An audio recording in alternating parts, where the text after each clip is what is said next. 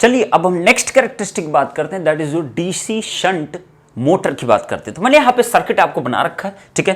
तो आप देखिए क्या है मेरे पास रिलेशंस पता है आपके, E इज इक्वल इतना कई बार पढ़ा चुका हूं इसको, IL is equal this one. आप देखिए जरा इसके क्रॉस जो वोल्टेज होगा VT होगा, and this is the constant voltage. Because why it is constant? Because it is a supply voltage. Okay, तो सप्लाई वोल्टेज कांस्टेंट, ये वोल्टेज भी इतना ही आएगा, तो IF वैल्यू आपकी क्या हो, कांस्टेंट होगी। RF मैंने कांस्टेंट माना ही है, तो इसका मतलब क्या हो गया, IF अगर कांस्टेंट है, फ्लक्स भी क्या होगा आपका, कांस्टेंट होगा। तो मैंने क्या कहा, शंट मशीन वैसे भी आपकी कांस्टेंट फ्लक्स आपकी मशीन होती है। क्लियर होती है बात?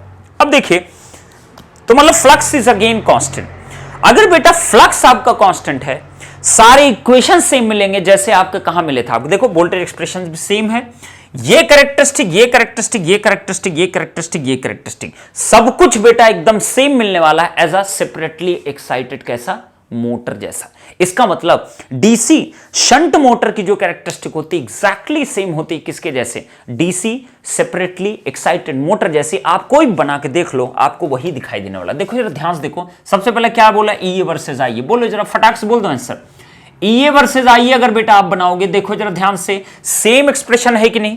तो EA वर्सेस IE बनाओगे तो बताइए ये वाला पॉइंट कितना आएगा, बोलिए जरा। वन IE की वैल्यू 0, IE की वैल्यू अगर 0 होगी तो बोलिए EA इज इक्वल कितना, VT। ध्यान कर लो, सेम वैल्यू आपकी वहां पे भी आई होगी। करेक्ट हुई बात? ये पॉइंट क्या होगा, when EA is equal 0, when EA की वैल्यू 0 कब होगी, स्टार्टिंग कंडीशन में। तो मतलब इसमें EA की वैल्यू 0 होगी तो बोलिए IE की वैल्यू कितनी आई थी, VT डिवाइड बाई कितना, RA की इक्वल। आया था कि नहीं आया था? और इसको आपने क्या बोला था, this is I starting current. Correct हुई बात? आपको क्या दिखा, स्टार्टिंग करंट कितनी होगी, IE की वैल्यू कितनी आएगी, इतने की इक्वल आएगी। समझ में आई इतनी बात? आर्मेचर की जो स्टार्टिंग करंट होगी कितनी होगी, इतने की इक्वल आपके निकल के आएगी। Is it correct? ठीक है। सिमिलरली सेकंड अगर कैरेक्टरिस्टिक की बात, स्लोप बता दो जरा बेटा, स्लोप बोलो कितना होगा, RA की इक्वल। नेगेटिव दिख ही रहा तो कोई जरूरत नहीं नेगेटिव लिखने की। 5 वर्सेज अगर IE में बनाओ, जल्दी से बोलते चलो, 5 वर्सेज IE अगर बताओगे तो बोलो जरा ध्यान से, फ्लक्स इज कांस्टेंट ना, इसका मतलब ये कांस्टेंट रहेगा आपका, तो कोई चेंज नहीं आपका, सेम कैरेक्टरिस्टिक, जो भी फ्लक्स का अमाउंट हो, यहां पे भी चाहे 10 वेबर हो चाहे 50 वेबर हो, डजंट मैटर। ठीक है। नेक्स्ट बताइए आप, थर्ड अगर कैरेक्टरिस्टिक का बात, सब कुछ सेम आएगा बेटा, सब कुछ सेम आने वाला, कोई चेंजेस नहीं होने वाले। तो आप बताइए मेरे को, थर्ड आपका T वर्सेस IE, तो T वर्सेस IE बताइए क्या होगा, बोलिए T versus IE, this is T, this is what, IE। T is equal क्या होता है, बोलो बेटा K फाई कितना, IE। दिस इज कांस्टेंट, तो T इज प्रोपोर्शनल कितना होगा, IE। तो अगर T प्रोपोर्शनल IE है तो इसका मतलब क्या मिलेगा आपको, दिस वन। करेक्ट? ठीक है। अब बताओ, लास्ट वाले आपका लेक्चर मैंने पूछा था आपसे, अगर विदाउट आर्मेचर रिएक्शन ये सारी चीजें बना रहे हो तो तब तो ठीक है, अगर आप आर्मेचर रिएक्शन को आप लेते हो तो बोलिए जरा, EA जब IE की वैल्यू काफी ज्यादा होगी तो EA आपका और ज्यादा तेजी से डिक्रीज करेगा। तो बोलिए अगर आर्मेचर रिएक्शन इफेक्ट लिए होते, ये कैरेक्टरिस्टिक यहां कहीं आपकी आती, डाउन थोड़ी आती उससे। नेक्स्ट इसमें अगर बात करो, टीम बात करो, मैंने आपसे वहां पूछा था, बताइए अगर IE की वैल्यू बहुत ज्यादा की तरफ जाओगे, मान लो इसके बाद IE की वैल्यू काफी ज्यादा होगी, तो आर्मेचर रिएक्शन क्या करेगा, आपका डोमिनेट करना स्टार्ट कर देगा। अगर डोमिनेट करेगा आर्मेचर रिएक्शन, तो आप बताइए IE की वैल्यू अगर आप बढ़ाओगे तो आप पास क्या चीज होगा बेटा, आपका टॉर्क की वैल्यू भी क्या करेगा, आपकी डिक्रीज करेगी। क्लियर होती बात? तो डिक्रीज करेगी तो बताइए क्या होगा आपके पास, लाइक दिस वन। समझ में आई इतनी बात? तो टॉर्क वैल्यू क्या करेगा, आपकी डिक्रीज करेगी, इसलिए आपकी कैरेक्टरिस्टिक कुछ इस तरीके का आपको मिलेगी, if you are considering the armature reaction effect का अगर आप बात करते हो। करेक्ट। नेक्स्ट अगर हम बढ़ते हैं, नेक्स्ट मेरे पास जो कैरेक्टरिस्टिक है उसके बारे में बात करेंगे अगर, तो आप बताइए जरा, फोर्थ वन जो आपके पास ओमेगा आर वर्सेस कितना, आइए तो आप जरा देखिए ओमेगा आर वर्सेस आइए कैसे बनेगा, बताइए जरा कैसे बनेगा, आप अपने दिमाग से सोच के देखिए इस चीज को। ठीक है, देखिए जरा ध्यान से देखना इस चीज को। अगर मैं ओमेगा आर वर्सेस आइए बनाता हूं तो मेरे पास फोर्थ वन है ओमेगा आर वर्सेस कितना बेटा, आइए। Is it correct? ठीक है, तो ओमेगा आर वर्सेस कितना, आइए।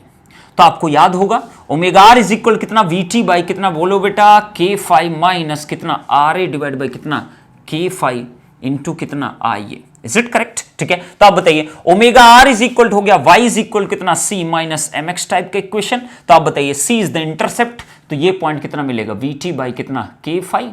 समझ में आ रही इतनी बात? ठीक है। नेक्स्ट बताइए ये पॉइंट आपको क्या मिल गया, this is like this point, and this point is what, this point is what. ठीक है, इस पॉइंट पे आप ध्यान दो जरा, इस पॉइंट पे आप ओमेगा आर की वैल्यू 0 कह रहे हो, मतलब this is the starting point, तो आपका स्टार्टिंग पॉइंट है तो इसकी वैल्यू कितनी आएगी, VT बाई कितना, RA की इक्वल। समझ में आ गई इतनी बात? VT बाई कितना बेटा, RA की इक्वल, बिकॉज ओमेगा आर की वैल्यू 0 है, आप यहां 0 पुट कर दो, you are going to get this relation. ठीक है, आइए एक वैल्यू इतनी की इक्वल आ जाएगा, and this is the starting current IST के इक्वल है। Is it okay? ठीक है, तब बताइए स्लोप कितना है? स्लोप यू नो, स्लोप की वैल्यू कितनी आ जाएगी? बोलो बोलो, RA डिवाइड बाई कितना? K phi के equal. This is the slope. ठीक है, अब ये तो मैंने चलो बना लिया किसके लिए? आर्मेचर रिएक्शन के इफेक्ट को काउंट नहीं किया है। ठीक है, विदाउट आर्मेचर रिएक्शन। अब अगर आर्मेचर रिएक्शन होता तो आप मुझे बताइए कि इस कैरेक्टरिस्टिक में क्या इफेक्ट पड़ेगा। ठीक है, तो आप बताइए, मैं कह रहा हूं कि मान लिया इतने पॉइंट तक IA की वैल्यू बहुत ज्यादा कंसिडरेबल नहीं है, मतलब IA की वैल्यू कम है। ठीक है, तो आर्मेचर रिएक्शन ज्यादा कोई इफेक्ट नहीं पड़ेगा, लगभग यहीं पर रहेगा लाइन। ठीक है, बट अगर अगर अगर इस IA से ज्यादा और IA आप बढ़े तो मतलब आप बहुत ज्यादा हाइयर IA बढ़ रहे हो, और अगर हाइयर IA जाओगे तो बताइए इस स्पीड पे क्या इफेक्ट पड़ेगा? स्पीड कम होगी कि स्पीड आपकी ज्यादा होगी, ये आपको बताना है। तो आप बताना, जरा ध्यान से बताना यहां पे। ठीक है, देखो जरा ध्यान से, omega R is equal to, देखते रहना इस चीज को, VT बाई कितना बेटा? K phi माइनस कितना? RA डिवाइड बाई कितना? K phi। Is it okay? This is my IA। ठीक है, अगर मैं बात करता हूं, अगर मैं बात करूं, अभी तक मेरा फ्लक्स क्या था? आपका कांस्टेंट था। अगर आर्मेचर रिएक्शन का आप इफेक्ट को आप काउंट नहीं करते हो तो फ्लक्स क्या है? मेरा कांस्टेंट है। और आर्मेचर रिएक्शन का जो इफेक्ट है वो जब आपकी करंट काफी हाई होती है, आर्मेचर करंट, तब आपका क्या होता है? पिक्चर में आपका आता है। बहुत कम करंट पर आर्मेचर रिएक्शन का इफेक्ट इतना ज्यादा डोमिनेट नहीं करता है। ठीक है, तो आप सोचो जरा इस चीज को। अगर मैं कह रहा हूं कि इस करंट के बाद करंट की वैल्यू बढ़ रही है, अगर IA बढ़ रहा है, चलिए अच्छी बात है, IA बढ़ रहा है आपका, दिस इज IA, करेक्ट हुई इतनी बात? IA आपका बढ़ रहा है। IA अगर बढ़ रहा है तो साथ साथ में आर्मेचर रिएक्शन का बहुत वर्स्ट इफेक्ट आपके आने वाला है, और अगर ऐसा इफेक्ट आएगा तो फ्लक्स को वीक करेगा। फ्लक्स का जो वीकनिंग इफेक्ट होता है काफी स्ट्रांग होता है, ये मैं बता चुका हूं आपको। तो आप बताइए फ्लक्स की वैल्यू डिक्रीज करेगी कि नहीं करेगी? करेक्ट हुई इतनी बात? आप बताइए, अगर फ्लक्स की वैल्यू डिक्रीज कर रही, देखिए जरा स्पीड पे क्या इफेक्ट पड़ने वाला है, यही हमको चेक करना है। ठीक है, तो आपके पास क्या आएगा बेटा? अगर इस तरीके केस आपको दिख रहा था, आपको मैंने भी बताया, और इसको जरा थोड़ा सा आप और एलोबरेट करो, कितना होगा?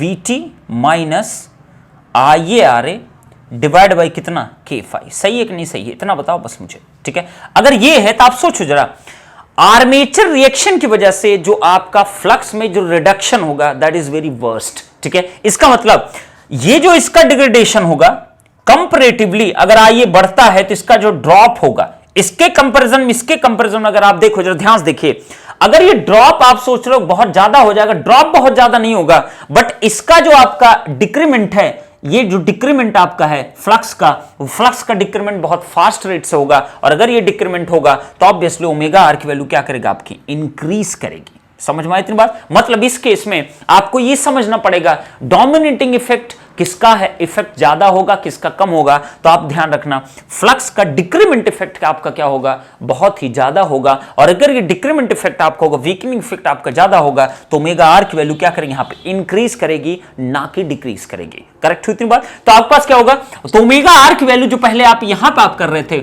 ओमेगा आर की वैल्यू यहां से बेटा इंक्रीज करेगी, इंक्रीज करेगी।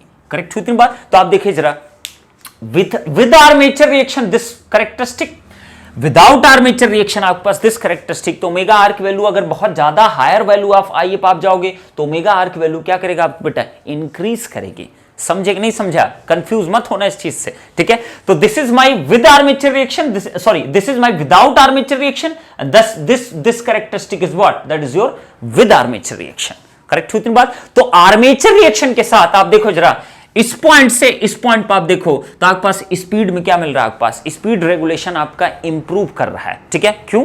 इसलिए कि आप देखो जरा ध्यान से, इस पॉइंट की स्पीड में, और ये अगर इंक्रीज कर रहा है तो इस पॉइंट की स्पीड, इस पॉइंट की स्पीड में क्या होगा? डिफरेंस आपको बहुत कम मिलेगा। तो आपका स्पीड रेगुलेशन आपके पास क्या आ जाएगा? स्पीड रेगुलेशन आपका क्या हो जाएगा?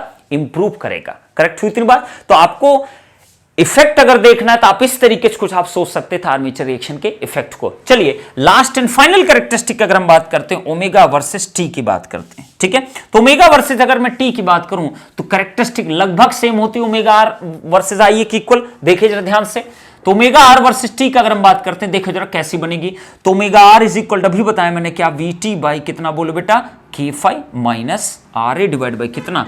K phi मल्टीप्लाइड बाई कितना? IA, and T is equal मैंने बताया K phi कितना बोलो बेटा? IA। तो IA इज इक्वल कितना आ जाएगा? T डिवाइड बाई कितना? K phi। आप इस वैल्यू के यहां पुट कर दो तो यही वैल्यू हो जाएगी VT बाई कितना? K phi minus R A divide by कितना के फाई क्या स्क्वायर इंटू कितना टी। समझ में आ रही इतनी बात? तो आप बताइए कैरेक्टरिस्टिक वैसी एकदम बनेगी कि नहीं बनेगी? ठीक है, बट आपको ध्यान रखना स्लोप आपका कौन सा ज्यादा होगा कौन कम होगा। तो आप वहां देख सकते हो वहां स्लोप था आर ए बाई के फाई, बट यहां जो स्लोप होगा आर ए डिवाइड बाई कितना के फाई का स्क्वायर, मतलब इसका स्लोप कम होगा और उसका स्लोप क्या होगा आपको ज्यादा मिलेगा। तो आपको समझना पड़ेगा कौन सा नीचे आएगा कौन सा ऊपर कैरेक्टरिस्टिक आएगी। तो आपको क्लियर रहना चाहिए चीजें, ठीक है। तो यहां क्या होगा, this is my omega R, this is my capital T. तो कैरेक्टरिस्टिक लगभग आपकी इसी तरीके से आएगी, बट स्लोप का ध्यान रखना है। यहां पे स्लोप यहां कितना आएगा आर ए डिवाइड बाई कितना बेटा के फाई स्क्वायर, जबकि वहां स्लोप कितना था आर ए डिवाइड बाई कितना के फाई ओनली। ठीक है, ये हो जाएगा वी टी बाई के फाई, ये तो सेम रहेगा आपका। करेक्ट, ये पॉइंट बताइए कौन सा पॉइंट कहलाएगा, when omega R is equal 0, मतलब स्टार्टिंग पॉइंट सेम वैल्यू आएगा आपके पास। टी की वैल्यू कितनी होती है बोलिए, टी इज इक्वल कितना K phi into I S T, that is equal to कितना K phi times of V T divide by कितना बोलो आर ए की इक्वल।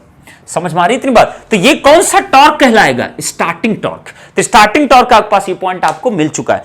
अब आपसे अगर कोई कहे बताइए ये तो हो गया विदाउट आर्मेचर रिएक्शन, अगर विद आर्मेचर रिएक्शन आपको बनाना हो तो बोलिए जरा ये कैरेक्टरिस्टिक कैसे बनेगा आपकी, बताइए जरा ये कैरेक्टरिस्टिक किधर जाएगा आपकी। ठीक है, अगर आप टॉर्क की वैल्यू आप बढ़ाते जाते हो तो स्पीड पे क्या इफेक्ट पड़ेगा, अगर आर्मेचर रिएक्शन के इफेक्ट में काउंट करता हूं तो आप देखो जरा आर्मेचर रिएक्शन का अगर आप बात करोगे तो फ्लक्स क्या करेगी बोलिए कि किसके इक्वल होगा, इक्वल कितना है वीटी बाई कितना बेटा K phi minus R A divide by कितना के फाई स्क्वायर इंटू कितना टी।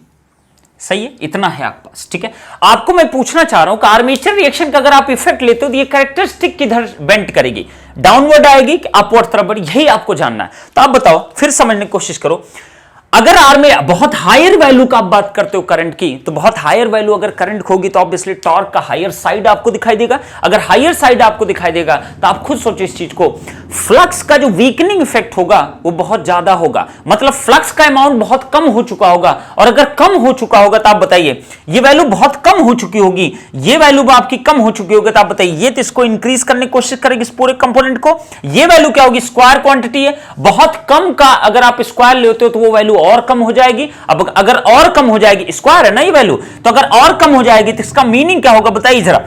ये वैल्यू ऑलरेडी आपकी कम है, अगर कम है तो ये वैल्यू अगर स्क्वायर लोगे तो और कम हो जाएगी, अगर और कम होगी तो इसका मतलब ये भी इसको इंक्रीज करा रहा है, ये इसको इंक्रीज कर रहा है। बट यहां पे स्क्वायर का फंक्शन है, इसका इफेक्ट आपका क्या करेगा, ज्यादा डोमिनेट करेगा। अगर ये डोमिनेट करेगा तो ओमेगा आर की वैल्यू को नेगेटिव अमाउंट ज्यादा तेजी से बढ़ेगा, टोटल अमाउंट क्या करेगी बहुत तेजी से बढ़ेगा। और अगर ये बढ़ेगा तो नेगेटिव अमाउंट बढ़ेगा, तो इसमें आपका नेगेटिव ज्यादा अगर है तो ओमेगा आर क्या करेगा आपका डिक्रीज करेगा।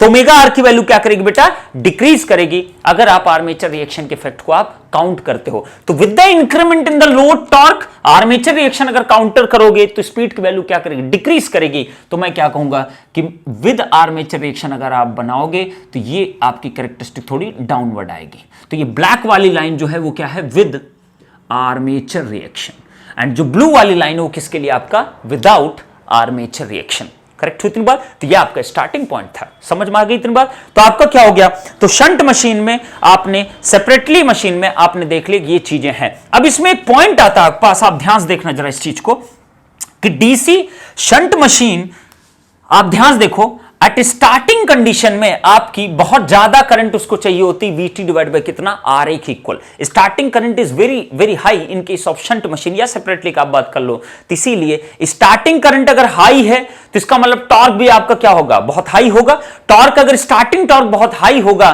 तो शंट मशीन को स्टार्टिंग करंट को उतनी ही ज्यादा नीड पड़ेगी। तो किसी भी शंट आप मोटर को कभी भी आप हाई स्टार्टिंग टॉर्क के लिए कभी आप यूज नहीं करते हो, it is used for the moderate starting torques. ठीक है, तो किस टाइप के लोड के लिए शंट आपकी मोटर यूज होती है, मॉडरेट स्टार्टिंग टॉर्क के लिए यूज होती है। कभी हाई स्टार्टिंग टॉर्क के लिए इस मशीन को यूज नहीं किया जाता, इसलिए कि इसकी जो स्टार्टिंग करंट होती है वो डिमांड जो होती है वो बहुत ज्यादा होती है to produce that amount of starting torque. Clear उतनी बात? ठीक है, तो आप हमेशा शंट मशीन कहां यूज करते हो, मॉडरेट टॉर्क एप्लीकेशंस में। Is it correct? ठीक है, तो आपको आई थिंक शंट आपको समझ में आ गया। तो मैंने कहा शंट और जो आपका सेपरेटली एक्साइटेड डीसी मोटर है दोनों की कैरेक्टरिस्टिक ज्यादा कोई चेंज नहीं होता, सब कुछ एक जैसा रहता है। तो आपको बिल्कुल भी सोचने की जरूरत नहीं, दोनों एक जैसी आपकी बनती है। करेक्ट?